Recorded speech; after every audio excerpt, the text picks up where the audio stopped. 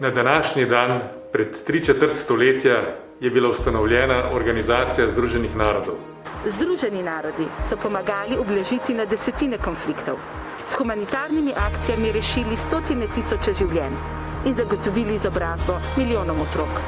Slovenija v Združenih narodih vidi mesto, kjer ima vsaka država enakopraven glas, je forum mednarodnega prava kot temelj reda in stabilnosti ter enake obravnave vseh držav. Na nas je, da naredimo OZN kot ključni multilateralni forum še bolj učinkovit pri reševanju izzivov, ki so pred nami. Obletnico praznujemo v času pandemije, ki je zajela celoten svet. Voditelji so se na njeni obeležitvi zavezali. Kogar ne bomo pustili zadaj. Varovali bomo naš planet. Zavzemali se bomo za mir in preprečevanje konfliktov. Spoštovali bomo mednarodno pravo in zagotovili pravičnost ter mirno reševanje sporov. V središče bomo postavili ženske in deklice.